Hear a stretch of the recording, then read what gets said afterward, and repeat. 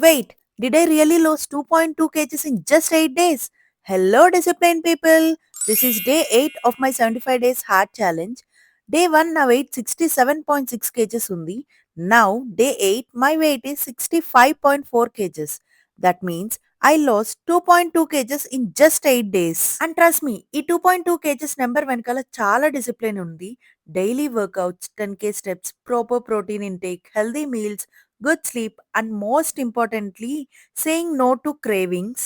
నాకు కూడా అనిపిస్తుంది సమ్మర్స్‌లో మ్యాంగోస్ తినాలి అనిపిస్తుంది. ఐస్ క్రీమ్ తినాలి అనిపిస్తుంది.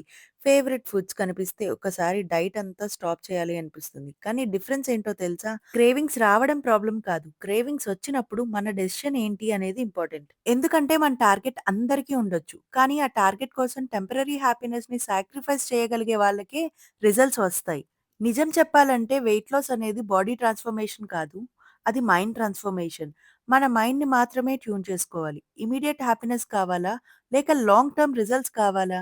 అని ప్రతిరోజు మనం డిసైడ్ చేసుకోవాలి. నేను క్రేవింగ్స్‌ని ఎలిమినేట్ చేయలేదు. కానీ క్రేవింగ్స్ కన్నా నా గోల్స్‌ని బిగ్గర్‌గా చూసాను. అదే డిసిప్లైన్. సో, నెక్స్ట్ టైమ్ మీకు క్రేవింగ్స్ వచ్చినప్పుడు ఒక్క క్వెషన్ మైండ్‌లో రన్ అవ్వాలి. నాకు ఈ 5 మినిట్స్ హ్యాపీనెస్ ఇంపార్టెంటా? లేక నా టార్గెట్ రీచ్ అయ్యే సాటిస్ఫాక్షన్ ఇస్తుందా? బికాస్ టెంపరరీ క్రేవింగ్స్‌ని గెలిచేవాడు పర్మనెంట్ రిజల్ట్స్‌ని చూస్తారు. కామెంట్స్‌లో చెప్పండి. మీ బిగ్గెస్ట్ క్రేవింగ్ ఏంటి? స్వీటా? బిర్యానీయా? లేక మిడ్‌నైట్ స్నాకింగా? మీకు కనుక నా వీడియో నచ్చినట్టయితే please do follow my page. Thank you for watching. By by.